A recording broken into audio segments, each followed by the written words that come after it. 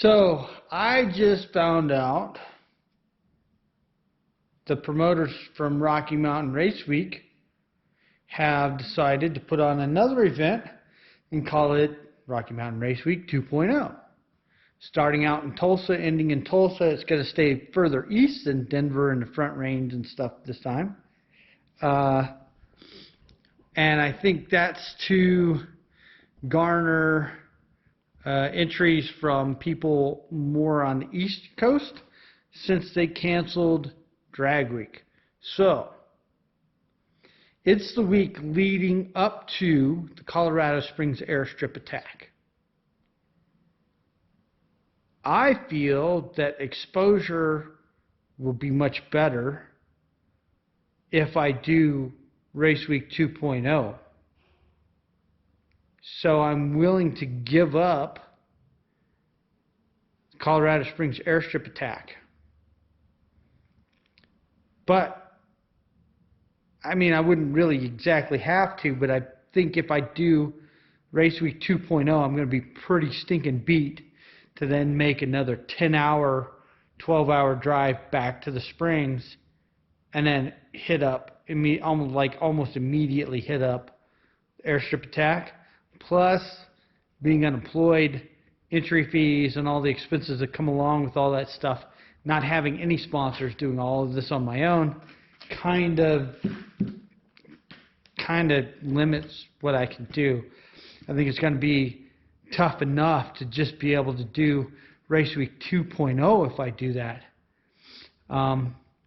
It also pushes up my time frame, my timeline, by a week.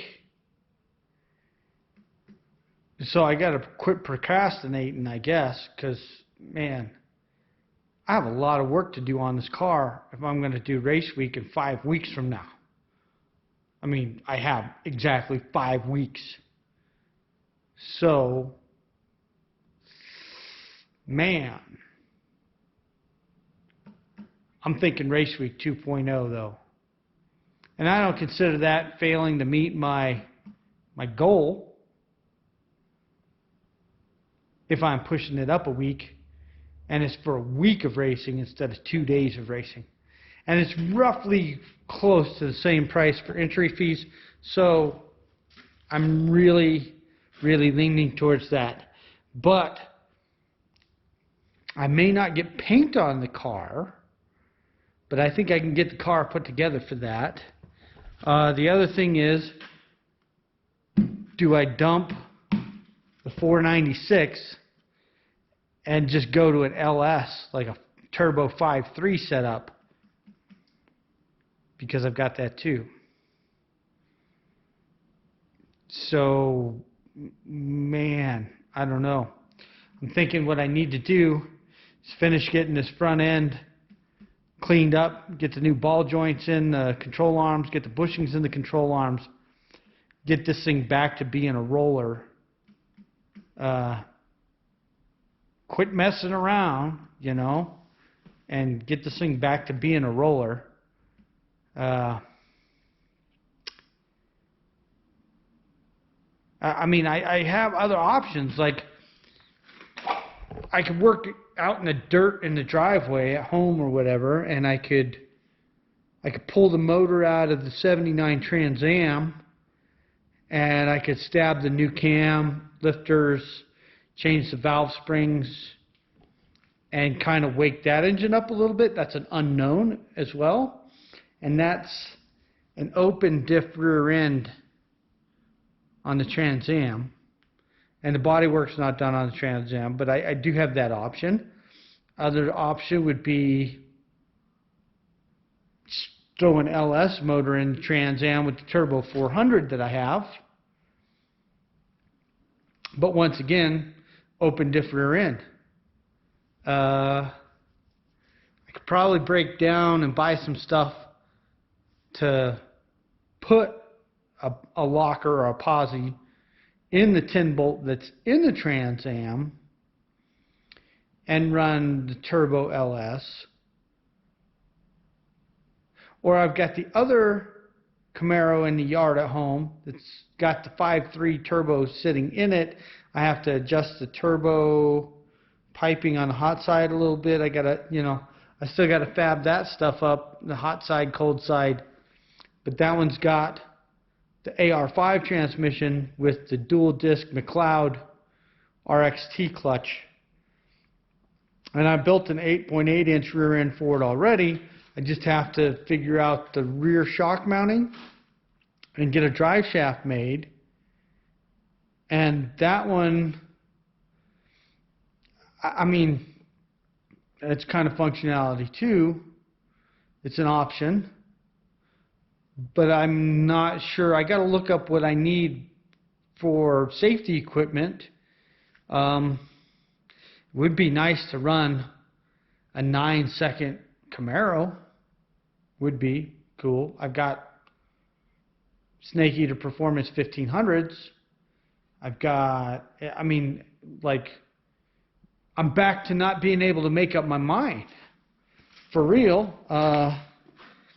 But I do have, over here on my shelf, in all of my glorious shelves of parts, I do have a set of heads here, LS heads. I think they're 8. Oh, what are they? These are 706 heads, and I was porting and polishing them. So they'd be really good flowing heads. I could finish those up, and I could put those on the LS motor with the turbo. I could go a naturally aspirated LS.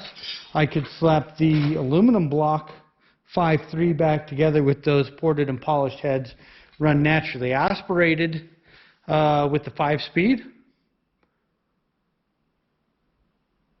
Man, I'm back to not being able to make up my mind. I just got to get something done. So I'm thinking I'm just going to try and push on this car. I don't know that I'm going to mess with the fender flares right now. I'm going to finish getting the paint stripped off. I'm going to finish all this stuff up so I can clean up the body, I think. Because I really want to try and get the front end back on it so it's a roller and get some paint on the dang car. Honestly, I'm fired up, man. Rocky Mountain Race Week 2.0. There'd be so many freaking people there that have YouTube channels and they're kind of big guy. I mean, just the exposure being there. If I can get the car looking good and running good, man. But once again, the 496 is such an oddball. It would be really cool, and I think even in stock trim, it's got so much torque, it would be, I don't know, it'd probably be a 11 or 12 second car, and I could just go into a bracket like that. And if I did that, I mean, if I could get someone to kick out the money to enter the Colorado Springs Airport Attack and the Rocky Mountain Race Week type stuff, I mean, like, I could have a day to drive from Tulsa back home and be out at Colorado Springs Airport on Saturday morning, and I could do both events. Man, I'm like, if I hadn't shaved my hair, I'd probably be pulling it out. So I'm just going to get crack-a-lacking on the car, just to whatever. And the big thing, I think, my big push is going to be get the underlying stuff cleaned up and done so I can get it back together, I can get it running, and I can worry about the exterior stuff later, maybe. So I'm going to get on it.